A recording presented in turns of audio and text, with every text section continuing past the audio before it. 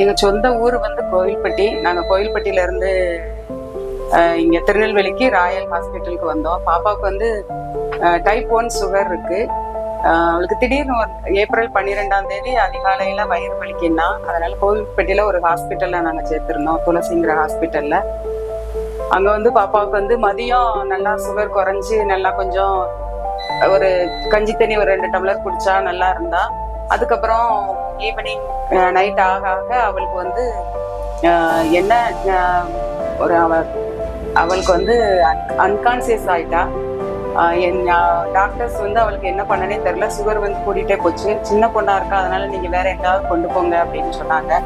சரின்னு சொல்லிட்டு நான் 2021 இங்க ராயல் அவளை அட்மிட் பண்ணியிருந்தேன்.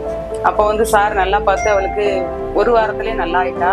அதனால சரின்ட்டு நாங்க ராயலுக்கு போறோம் அப்படின்னு சொல்லிட்டு அங்கிருந்து இங்க கிளம்பி வந்தோம்.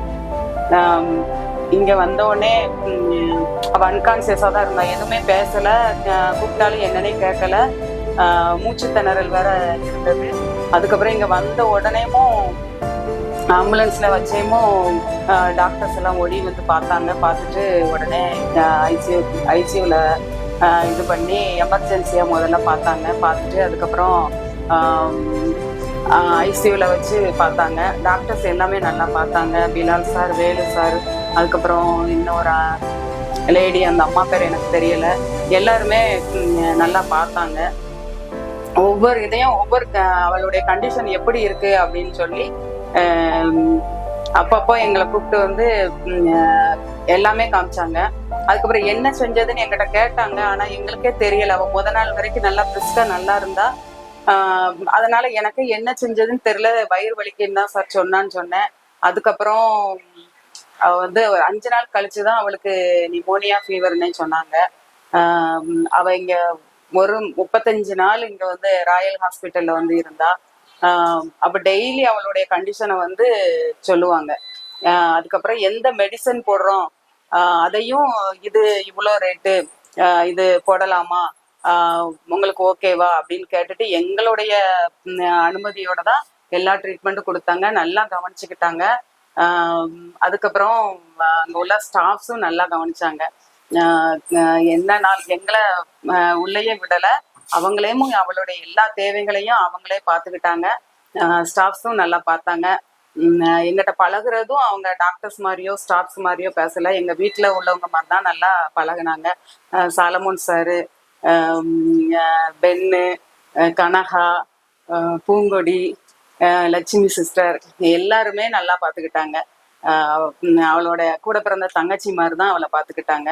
அது மாதிரி வேலு சார் வந்து கண்டிப்போட அவளுக்கு வந்து நல்லா ட்ரீட் பண்ணாங்க. சாலமோன் சாரும் அப்படிதான்.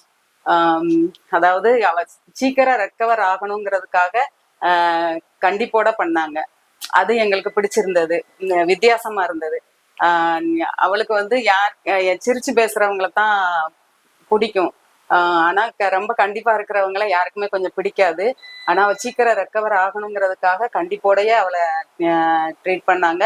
அதுக்கப்புறம் வந்து இல்ல பாப்பா இப்படி பண்ணணுங்கிறதுக்காகத்தான் நாங்க இப்படி பண்ண மேடம்னு என்கிட்ட சொல்லுவாங்க. அது எங்களுக்கு ரொம்ப பிடிச்சிருந்தது. அதுக்கப்புறம் இங்க ஐசியூல இருந்து வார்டுக்கு மாத்தினாங்க. வார்டுக்கு மாத்தினதுக்கு அப்புறம் ஒரு 5 நாள் வார்டுல இருந்தோம். அதுக்கப்புறம் நாங்க டிஸ்சார்ஜ் ஆகி போயிட்டோம். எல்லாருமே நல்லா பார்த்தாங்க. நல்லா ஹாஸ்பிட்டல். நான் 11 டேஸ் வெண்டிலேட்டர்ல இருந்தேன். அப்போ எனக்கு கான்ஷியஸ் வந்ததுக்கப்புறம் ஃபுல்லாக டியூபாக இருந்துச்சு. எனக்கு என்ன நடந்துச்சுங்கிறதே அம்மா சொல்லி தான் தெரியும். என்னை வந்து எல்லா டாக்டர்ஸும் அப்புறம் நர்ஸு, இங்கே உள்ள ஸ்டாஃப்ஸ்லாம் வந்து நல்லா பார்த்துக்கிட்டாங்க. நான் ரொம்ப கஷ்டப்பட்டேன். நான் ரெக்கவர் ஆகணுங்கிறதுக்காக எல்லாருமே என்னை நல்லா பார்த்துக்கிட்டாங்க. நான் இப்போது டிஸ்சார்ஜ் ஆகி 2-3 மந்த்ஸ்க்கு அப்புறம் ரொம்ப நல்லா உடம்பு சரியாகி இங்கே ராயலுக்கு வந்திருக்கேன். தேங்க்ஸ் டு ராயல் ஹாஸ்பிட்டலுக்கு ரொம்ப நன்றி.